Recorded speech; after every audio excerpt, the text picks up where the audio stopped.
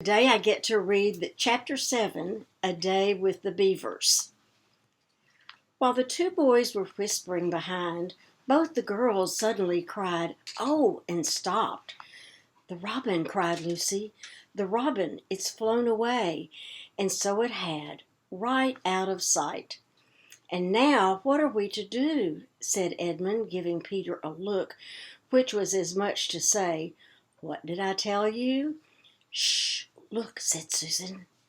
"What?" said Peter. "There's something moving among the trees over there to the left." They all stared as hard as they could, and no one felt very comfortable. "There it goes again," said Susan presently.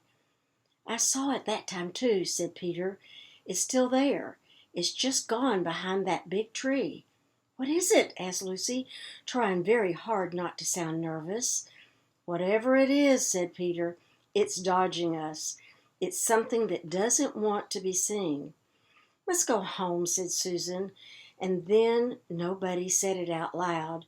Everyone suddenly realized the same fact that Edmund had whispered to Peter at the end of the last chapter. They were lost. "What's it like?" said Lucy. It's like a kind of animal," said Susan. "And then look, quick, there it is." They all saw it this time, a whiskered, furry face which had looked out at them from behind a tree. But this time it didn't immediately draw back. Instead, the animal put its paw against its mouth, just as the humans put their fingers on their lips when they were signaling you to be quiet. Then it disappeared again. The children all stood holding their breath. A moment later, the stranger came out from behind the tree, glanced all around as if it were afraid someone was watching, and said, "Hush," and made signs to them to join it in the thicker bit of the wood where it was standing, and then once more disappeared. "I know what it is," said Peter. "It's a beaver. I saw the tail." "It wants us to go to it," said Susan, "and it's warning us not to make a noise." "I know," said Peter. "The question is, are we to go or not? What do you think, Lou?" "I think it's a nice beaver," said Lucy. "Yes, but how do we know?" said Edmund. "Shan't we have to risk it?" said Susan. "I mean, it's no good just standing here, and I feel I want some dinner." At this moment the beaver again popped its head out from the tree and beckoned earnestly to them. "Come on," said Peter. "Let's give it a try." All kept close together. We ought to be a match for one beaver if it turns out to be an enemy. So the children all got close together and walked up to the tree and in behind it. And there, sure enough, they found the beaver. But it still drew back, saying to them in a hoarse, throaty whisper, "Further in, come further in, right in here. We're not safe in the open." Only when it had led them into a dark spot where 4 trees grew so close together that their boughs met and the brown earth and pine needles could be seen underfoot because no snow had been able to fall there, did it begin to talk to them. Are you the sons of Adam and the daughters of Eve?" it said. "We're some of them," said Peter. "Shh," said the beaver. "Not so loud, please. We're not safe even here." "Why? Who are you afraid of?" said Peter. "There's no one here but ourselves." "There are the trees," said the beaver. "They're always listening. Most of them are on our side, but there are trees that would betray us to her. You know who I mean," and it nodded its head several times. "If it comes to talking about sides," said Edmund, "how do we know you're not a friend?" "Not meaning to be rude," Mr. Beaver added, Peter, "but you see, we're strangers." Quite right," said the beaver. "Here is my token." With those words, it held up to them a little white object. They all looked at it in surprise, till suddenly Lucy said, "Of course, it's my handkerchief. "The one I gave to poor Mr. Tumnus." "That's right," said Beaver. "Poor fellow! He got wind of the arrest before it actually happened and handed this over to me. He said that if anything happened to him, I must meet you here and take you on." To hear the beaver's voice sank into silence, and it gave one or two very mysterious nods. Then, signaling to the children to stand as close around it as they possibly could, so that their faces were actually tickled by its whiskers, it added in a low whisper, "They say Aslan is on the move, perhaps has already landed." And now a very curious thing happened. None of the children knew who Aslan was any more than you do, but the moment the beaver had spoken these words, everyone felt quite different. Perhaps it has sometimes happened to you in a dream, that someone says something which you don't understand, but in the dream it feels as if it had something enormous meaning, either a terrifying one which turns the whole dream into a nightmare, or else a lovely meaning, too lovely to put into words, which makes the dream so beautiful that you remember it all your life and are always wishing you could get into that dream again. It was like that now. At the name of Aslan, each one of the children felt something jump in its inside. Edmund felt a sensation of mystery, mysterious horror. Peter felt suddenly brave and adventurous. Susan felt as if some delicious smell or some delightful strain of music had just floated by her. And Lucy got the feeling you have when you wake up in the morning and realize that it is the beginning of the holidays or the beginning of summer. "And what about Mr. Tumnus?" said Lucy. "Where is he?" "Shh," said the beaver. "Not here. I must bring you where we can have a real talk and also dinner." No one except Edmund felt any difficulty about trusting the beaver now, and everyone, including Edmund, was very glad to hear the word dinner.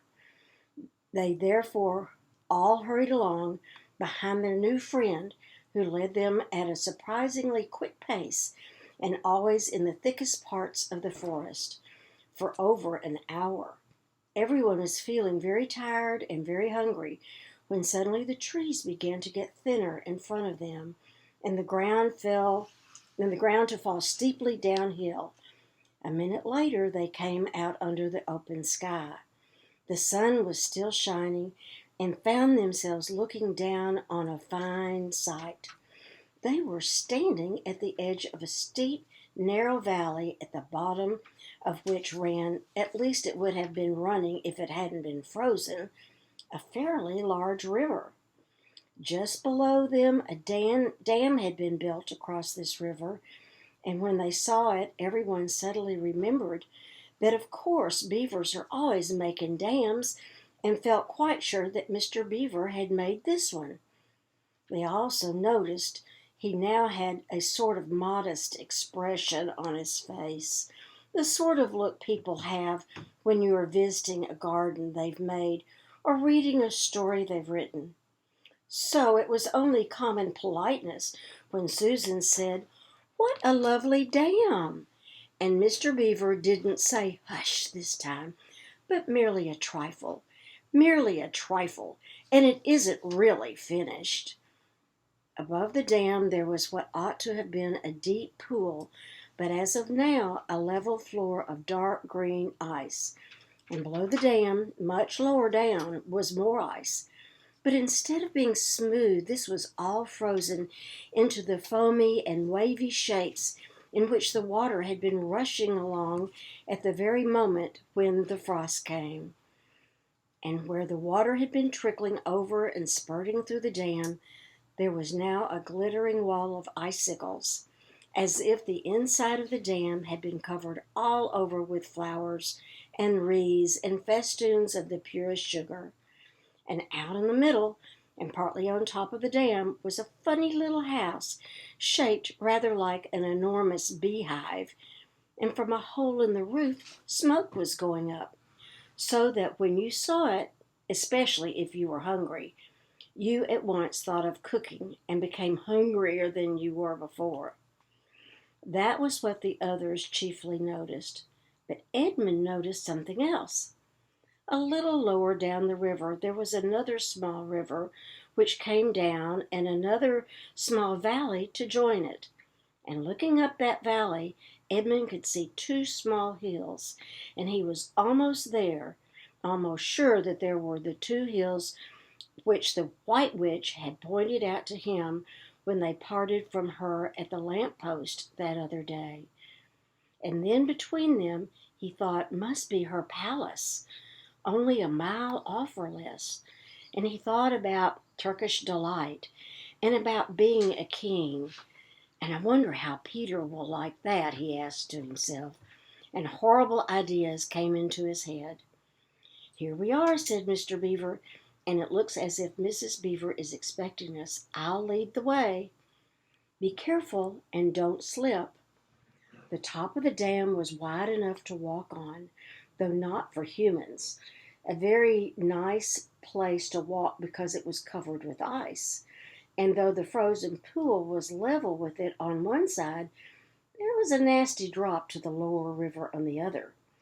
Along this route, Mr. Beaver led them in single file right out to the middle where they could look a long way up the river and a long way down it.